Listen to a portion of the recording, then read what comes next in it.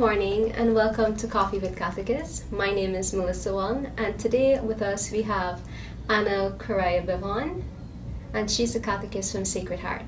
Could you please tell us a little bit about yourself? As Melissa just introduced me, I'm Anna Bevaun. I belong to the Sacred Heart Parish. I'm presently a catechist there for about 20 years. I'm also an artist with the Ghana Women Artists Association.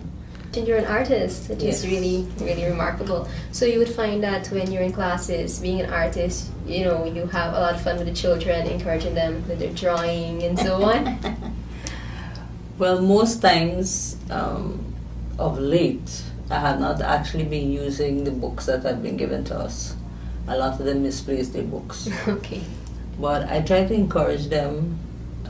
Say for instance, for this new term, we've decided to make use of one of Father Eddie's The workbook. No. What he mentioned to us in the use of the Easter garden, which is done as shoebox art.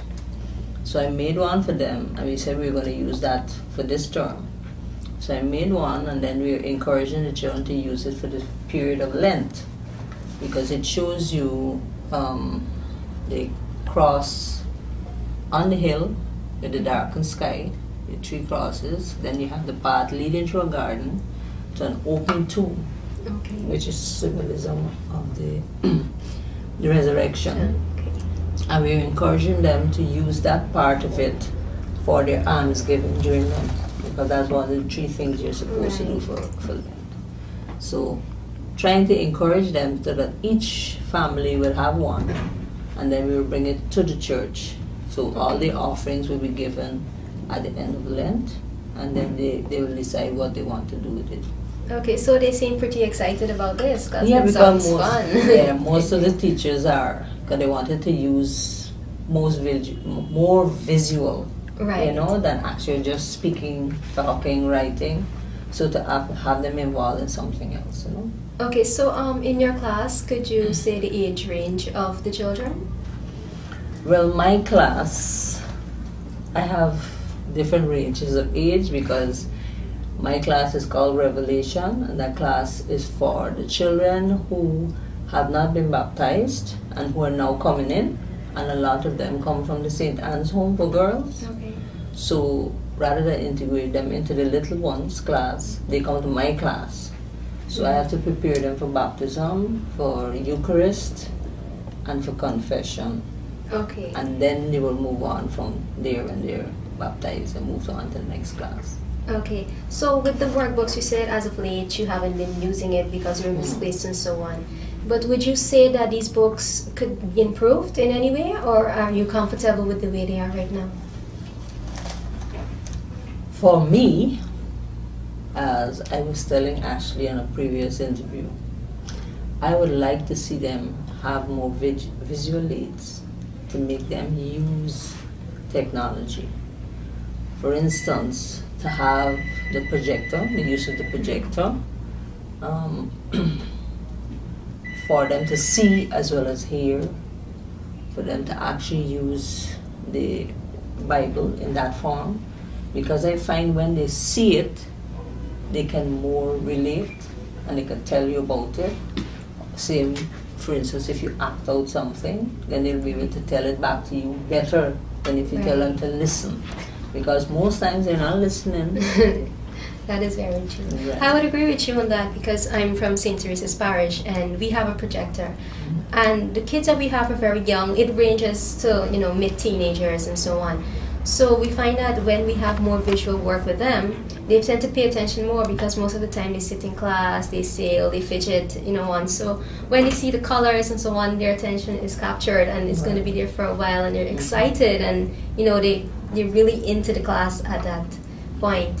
So as a catechist, how can you say this has influenced your life, socially speaking, and so on? Socially speaking, I'm one of the big mouth ones in the parish. So I'm very vocal. I've been teaching for like about 20 years as a catechist. So a lot of the children pass through my hands. some of the classes. So they're very familiar with my name. And within the parish community, you know, I find that I've learned a lot more of the families, because not only do I teach the catechist, but I also do the RCIA dismissal for the adults who are now joining the church. That's very nice. So I've been doing that for many years, from when Father Joshi was there. He first pulled me into doing that, even though I didn't know anything about it. In the same way I was pulled into being a catechist. Just sitting in the back of the church, you know, you're waiting for your children to finish, carry them home, and then you're pulled in. So I find that we need more catechists. I think there's a fear that I'm not a teacher, so I would know how to impart that knowledge to others, because that's what you get when you ask some of the other parents, you know, would you care to come and join? Because that's how all of us were called to be catechists in the first instance. We weren't first teachers. Right. But being a mother, family of 5, that is what was taught by my mother, by her mother, and her parents before her. They were also catechists. Okay. Yeah, because Mom's father, Stephen Gamble, he was the first Amerindian legislator, but he was first a catechist. And he had, we have it easy. He had to travel through rapids to reach in the interior in Rupununi, to start them from scratch.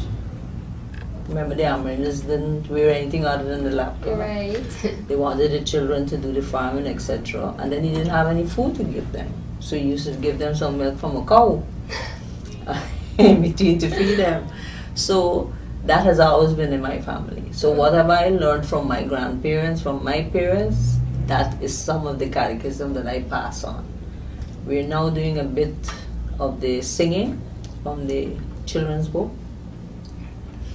And a lot of those hymns that we learned there as a child, I learned at Sacred Heart when I was a child there.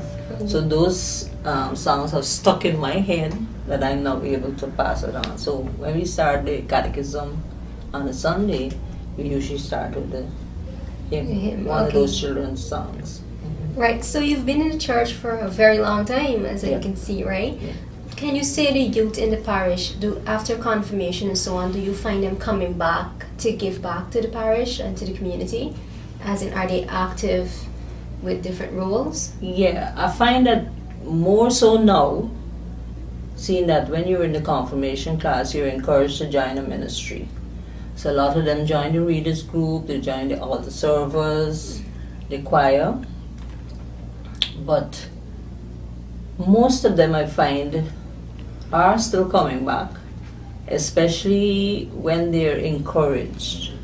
For instance, Cicilione, who is teaching the confirmation class, she encouraged them a lot, you know.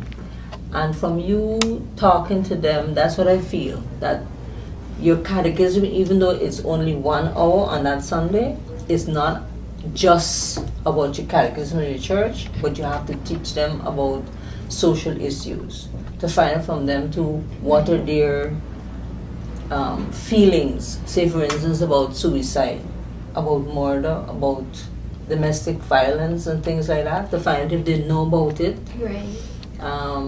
You know, how do you carry out your faith? Because when you're confirmed, you become an adult in your faith, and you are now supposed to encourage others to find Jesus. So I tell them, well, you know, when you're at school, that is what you're supposed to be doing in your everyday life. You know, encouraging another child, being kind, being gentle. Remember that you're a child. People are looking at you as a Christian. So you must carry yourself as a Christian. So even though somebody might rile you up to anger, you try, no, I must exercise patience, you know, things like that. So on everyday life, how I'm supposed to carry myself as a Christian. Right. So you say that Cicilione has been encouraging the children for the confirmation class in terms of ministry. I too, as a catechist, find that, you know, I was encouraged at a very young age to start being a catechist. And now that I teach the confession class, the same thing that you're saying with talking to them about social issues like rape and suicide and so on. I mean, from very young, you want to instill in them that, you know, this is wrong, it's something you should stand against. And I think the younger that you start and encourage them to come back to church and to live a certain way at such a fresh age, you know, it really tells on them when they get older, because I can say that for myself. I have been in all these classes, and now as a catechist, I can impart that knowledge back onto these children. Right. So it's a very good feeling. So in terms of your church, do you have a lot of parental support? As in, do you see them, like, you know, most churches that would have catechism classes, you'd see parents lingering, waiting for their children. Do you see them like actually wanting to come and be assisting in the classes as well, or? I wouldn't say they want to assist, because right now we need more catechists, because we have the missionary sisters of Mother Teresa, so they help a lot. Other than that, there's 5 of us, right, who are actually from the church. So I think I would like to see more involvement of those parents.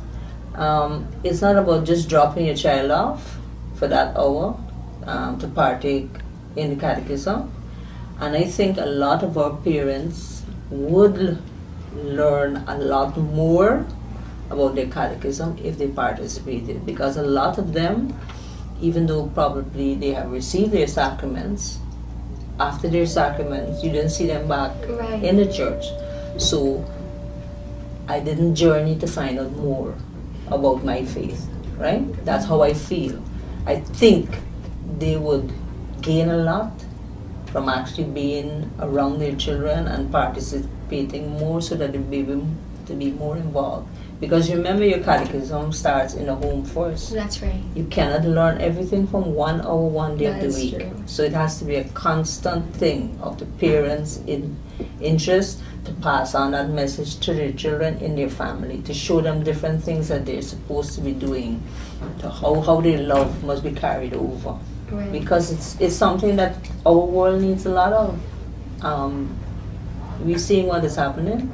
The violence is taking over. Oh, that's right. Suicides, murder, etc. That a lot of violence, and you have to teach them, okay, even though this is happening around you. And another thing that I keep trying to tell my children in every class, when they come into my class, to be aware. To be aware of what has happened to your fellow Christians, not only in Guyana, but around the world. You're seeing people being martyred. Right. You know? It's a big issue. To give thanks for where you are at your point in time. You might be able to do something physically, but you can do something in prayer. So encourage them to pray for those who are around the world who are having it so much harder, you know? Right. So it's not easy to be a Christian all over the world. Look at the Philippines, look at the amount of disasters that they're having to go through over and over again, you know? So to pray for your fellow Christians around the world as well. Right. You know? So you seem to be pretty on point with everything, and it's true that our parents are our first teachers. I mean, catechism, I think, for an hour alone on Sunday is a very short time to instill in these children things that they should know. All right, and there's so many things you want to let them know, like so many things you want to enlighten them on, to let them have a preview of, you know what, this is, it's not just like your world is not in a bubble. You don't just come all the time. And parents, they think that when they come to take their children to catechism, it's like school. You just drop them off, you pick them up, and so on. And then at times when you call them and you're like, well, you know, your child isn't very, you know, attentive in class, and we're wondering, you know, what could be the cause or whatever, and they're like, you know, they're sailing because they don't really know. So I think personally that if parents, when waiting for the children, can come into the class, even to assist, like mark the register or whatever, you know, they can see what their child is doing, and they would have a better understanding. Oh well, you know, they're coloring, they're learning different things, you know, and they would be active. And the child seeing their parent like that, I mean, growing up, and you have a lot of catechists in your family, you would see your mother, your grandmother, and so on, and as you grow, you would want to follow that same way. So I think that's pretty remarkable.